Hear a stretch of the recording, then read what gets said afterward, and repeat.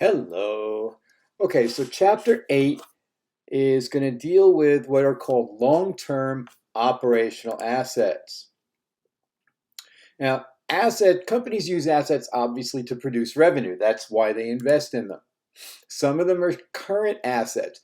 Current, as defined in financial accounting, is typically to be used or converted to cash within a year.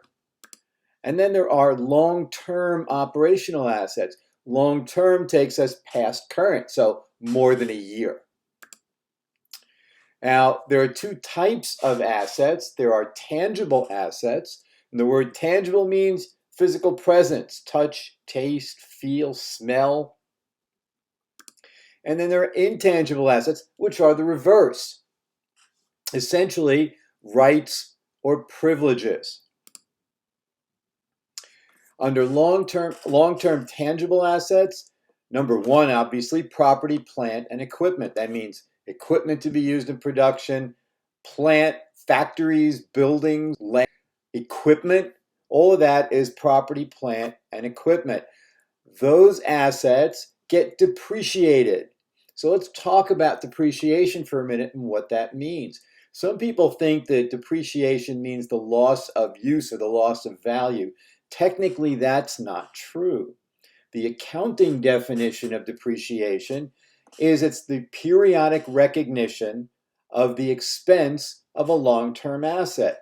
So if we go back to our accounting, if we go back to the matching principle, matching revenue and expenses to the period in which they're earned or incurred, if we buy an asset now, today, can we recognize the entire expense of the asset today?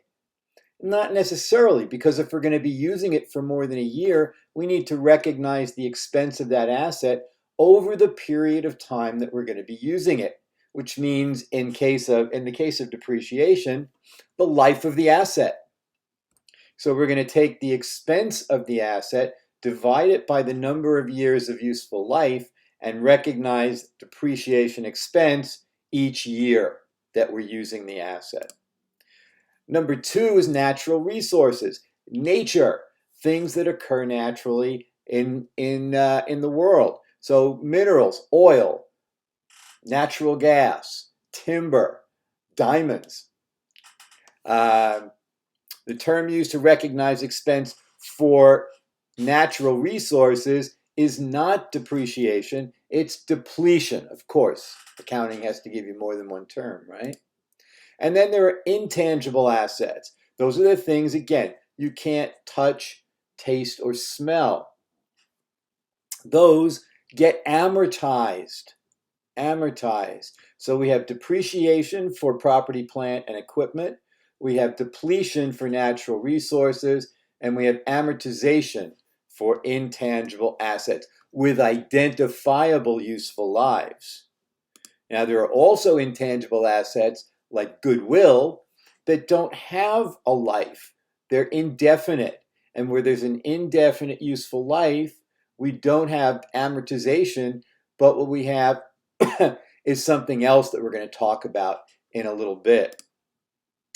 So the historical cost concept says when you purchase an asset, we record the asset for its purchase price plus attendant expenses, and that doesn't change.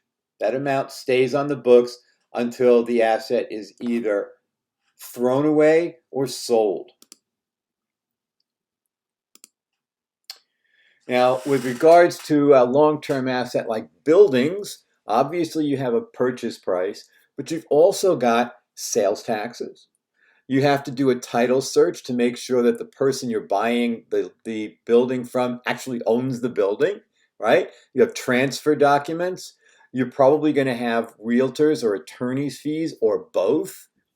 And if you're not using the building for which it was originally intended, you're going to have remodeling costs to make it work for you. With regards to land, it's similar to buildings. You have the purchase price, but you're also going to have sales taxes. You got to do a title search for land as well. And you've got the transfer document fee. You've got realtors and attorney's fees as well again. You may have, if the land has buildings on it that you're not going to use, you're going to have the cost of removing those buildings. And of course, you're also going to have, you may have grading costs, because what happens with a piece of land is it needs to be graded down away from the building so that when it rains, the water runs away from the building and doesn't pool up by the foundation and cause problems with the foundation. Now we're talking about a basket purchase.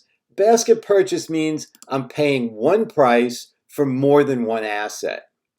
And what we do is we do a purchase allocation. So for instance, here we're buying a land and a building for $240,000 cash. A real estate appraiser determined the market value for each of those assets, building and land, $270 and $90. Now, why do we have to separate them and get separate values for each one? Because the building is going to get depreciated and the land won't. Land does not get depreciated. So once we have those market values and the ratios of each one to the market value, then we can take the ratio, multiply it times the purchase price of $240, and allocate the purchase price. We're going to allocate $180,000 to the building, $60,000 to the land.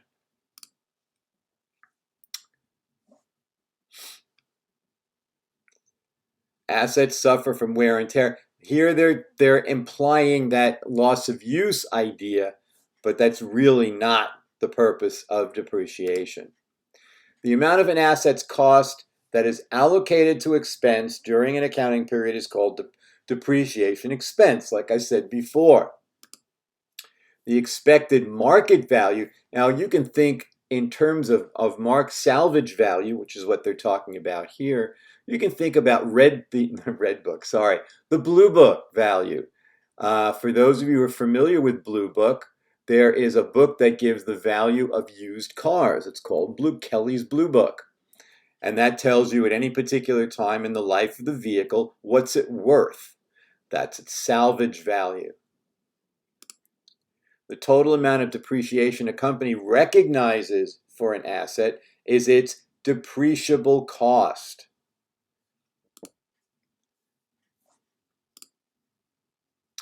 So there are three methods for determining depreciation. There's straight line, double declining balance, and units of production. And we're going to look at each method. The straight line method is just what it says. It uses the same amount of depreciation for each year of the life of the asset. Double declining balance takes more depreciation at the beginning and less going forward. And units of production, obviously, as it says, is we calculate a rate per unit produced and then multiply it times the production for the period. So we've got a van purchased by Dryden Enterprises. The van had a list price of $23,500. Dryden obtained a 10% cash discount. The van was delivered FOB shipping point, and you'll remember from the chapter on shipping for merchandise that FOB shipping point means that the buyer pays the freight. And Dryden paid $250 for transportation costs. So they also paid $2,600 for customizing the van. So we have a list price of $23,500. We get 10% off, so we're going to subtract $23.50. We're going to add back the transportation costs of $250, and we're going to add in the $2,600 for customization of the van. So you can see how we're taking all of the costs associated with making the asset available for creating revenue, available for use, and that goes into the total cost that's booked. So the total cost of the van for our purposes is $24,000. It says down here, the van had an estimated salvage value of $4,000 at the end of 4 years. So they're saying the van is going to last for 4 years, and at the end of 4 years, we should be able to sell it for $4,000. So first we need the cash to buy it. So we sell stock. We debit cash, credit common stock for 25 grand. Next we buy the van. So debit van for $24,000, credit cash. So now we have the asset. Phase 3, we use it to create revenue. We create $8,000 of revenue, so we debit cash, credit revenue for $8,000. Now, obviously, as it says here, this is going to happen each year that we use the van. And then finally, we're going to calculate depreciation. So at the end of each year, Dryden adjusts its accounts to recognize depreciation expense, the amount of depreciation recognized using straight line. So the formula for straight line says take the asset's cost, subtract the salvage value. So when you take the cost and subtract what you're going to get back at the end, that gives you your actual expense. In this case, $20,000. Divided by the useful life we were told is 4 years. So our depreciation expense for each year is going to be $5,000. We're going to debit it to depreciation expense, and we're going to credit a new contra asset account called accumulated depreciation. Why do we need that? Well, what happens to depreciation expense at the end of the year after we do the financial statements? We close the account, including depreciation expense, into retained earnings. So in order to track how much depreciation we've taken, total, keeping a running total, we use accumulated depreciation for that. And it's called a contra asset because it goes up on the balance sheet right underneath the asset, van. Recognizing depreciation expense is an asset use transaction, right? We're using the asset to create revenue. Now, book value is a new concept for us, relatively speaking. The book value of a long-term tangible asset is determined by subtracting the balance in accumulated depreciation from the balance in the asset. So, for example, we had van was $24,000. That's what we recorded it as. After we take the first year's depreciation, the book value of that van is $19,000. And we need to be able to calculate book value because when we sell the van, we need to know what the value is for the business, and that's the book value. And we're going to pick up our discussion in part 2, so I'll see you there.